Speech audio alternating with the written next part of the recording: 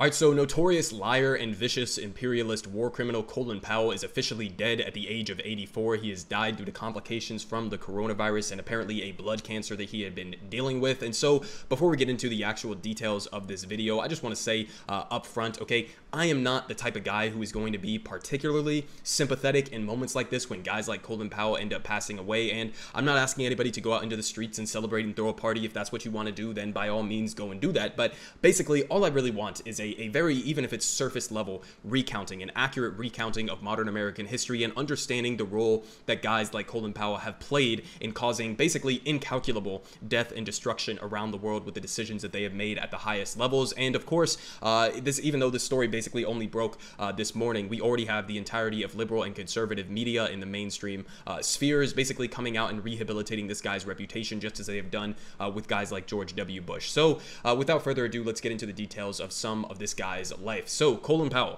who helped George W. Bush lie the nation into the Iraq War, is dead at 84. Quote, "It's crucial to remember just how important Colin Powell was to selling the Iraq War and how deliberately he used his public credibility to boost the lies that pushed us into the war. That is his biggest legacy." And again, he does have a pretty substantial legacy, okay? This is, like they were saying, he used his public credibility. Why did he have public credibility? Well, this was a guy who was involved in multiple presidential administrations, Democratic and Republican, whether it was within the military itself as a Joint Chiefs of Staff chairman, or whether it was as a national security advisor, or whether it was as the Secretary of State, which is the position he ended up in under the Bush administration finally. But this is a guy who worked basically for decades within the U.S. military and within the political system here to basically generate some of the worst crises that we have been facing in modern American history in terms of foreign policy. And so this was a guy who built up credibility to basically weaponize that credibility to sell what is effectively the biggest lie of the 21st century, which has, again, caused the deaths of hundreds of thousands, bare minimum hundreds of thousands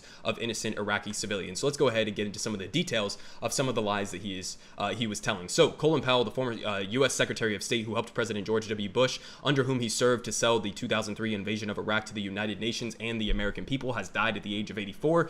According to the New York Times, he has died of complications from COVID-19, his family said in a statement. Now, this is, not really interesting. I guess we could talk about this from a COVID-19 angle. I mean, he was apparently vaccinated, but of course there can be breakthrough cases, and also apparently he was sick and had other preconditions basically associated with that, and he was 84 years old, so I don't really think there's anything to discuss there. But they continue saying that in 2003, Powell, a retired four-star U.S. Army general who also served as the chairman of the Joint Chiefs of Staff before becoming the nation's top diplomat under Bush, made the now infamous presentation to the UN Security Council in which he claimed that the Iraqi government of President Saddam Hussein was hiding a secret chemical weapons program from the international community and supporting international terrorists following the 9/11 attacks of 2001. So again, you all know the basic history of this, okay? They used the 9/11 terrorist attacks basically to point our entire military at Iraq and Afghanistan, even though those two countries, or the governments of those two countries, didn't really have much to do with 9/11, okay? Especially Iraq. Saddam Hussein had nothing to do with 9/11, okay? And so they use these moments of crises, right? This is not anything secret. This is a tactic that they often deploy in many different situations, even not even relating to foreign policy, but they use these moments of crises when the American people are scared, and they use that to expand the power, whether it was through legislation like the Patriot Act or mass surveillance of American citizens, etc., or whether it's to get us into foreign policy ventures that they previously had wanted to go into. Again, basically using the 9/11 terrorist attacks as an excuse to go to war with the country that they already wanted to go to war with, okay? So remember that. But they continue saying that Powell later claimed that the testimony that he gave in 2003 was a great intelligence failure. Wow. But critics, including his chief of staff at the time, Lawrence Wilkerson, said the speech was significant both for its dishonesty and that Powell's gravitas was a crucial part of the 2-year-long effort by the Bush administration to get Americans on the war wagon. And that effort, Wilkerson wrote in 2018, led to a war of choice with Iraq, one that resulted in catastrophic losses for the region and the United States-led coalition, and that destabilized the entire Middle East. And that's, an understatement. We have the entire rise of ISIS that would not have happened were it not for the 2003 invasion of Iraq. So obviously destabilizing, obviously catastrophic. Again, hundreds of thousands of innocent civilians have been killed in this process. And so let's just get into a little bit of the specifics in terms of what he was lying about at the UN. Okay, so these are just some of the lies, and I'm going to link this entire article because this basically is an amazing breakdown, getting into the specifics of all of the lies that he told over the run-up to the Iraq War. But I just want to get into a couple examples here because it just shows how egregious it really was. But here, again, I'll link this down in the description below if you want to read the entire thing. A great article by John Schwartz. So So lie after lie, what Colin Powell knew about Iraq 15 years ago and what he told the UN. So Colin Powell delivered his presentation making the case for war with Iraq at the United Nations 15 years ago on February 5th, 2003, and unfortunately Congress never investigated Powell's use of intelligence he was given, so we don't know many of the specifics. Of course, they will never investigate any of these war criminals, but even so, what did reach the public record in other ways is extremely damning, and while the corporate media has never taken a close look at this record, we can go through Powell's presentation line by line to demonstrate the chasm between what he knew and what he told the world. As you'll see, there's quite a lot to say about it. So just a couple examples here. So he says public certainty, private doubt. So on that February 5th in front of the UN Security Council, was Colin Powell certain that what he was saying was accurate? He certainly was. He said, "My colleagues, every statement I make here today is backed up by sources, solid sources. These are not assertions. What we're giving you are facts and conclusions based on solid intelligence," okay?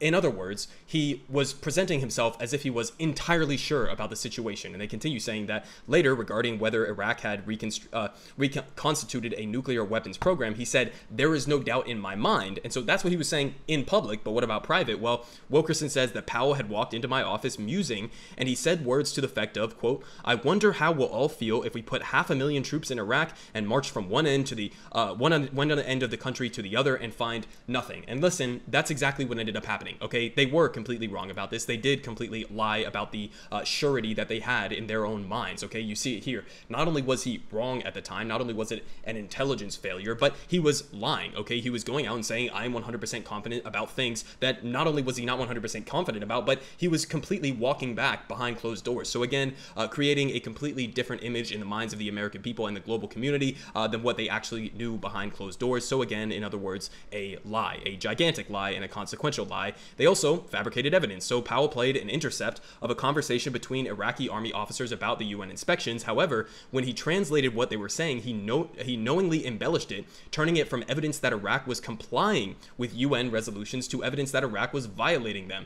This appears in Bob Woodward's book, Plan of Attack, and Powell had decided to add his personal interpretation of the intercepts to the rehearsed script, taking them substantially further and casting them in the most negative light concerning the intercept about inspecting for the possibility of forbidden ammo. And Powell took the interpretation further, clean out all the areas, make sure there was nothing there. None of this was in the intercept. So in other words, basically, he took an intercept that they had gotten from the Iraqi military, and he completely lied about what it was saying in translation. He said that these people are trying to go out and clear out all of these secret weapons of mass destruction that they have hidden in all of these different bases around the country, and the actual interpretation was completely different. You see here, he literally added sentences, like this bold is where he just completely fabricated sentences that he was telling to the UN, and later they found out that all of this was basically completely ordinary. The intercepted communications that they had were completely part of a process where Iraq was actually following in line with the UN guidelines of what they were supposed to be doing. And so again, just in a broader picture, this guy is a complete liar, and not only was he a liar, but he was one of the most consequential liars in modern American history. He lied us into a war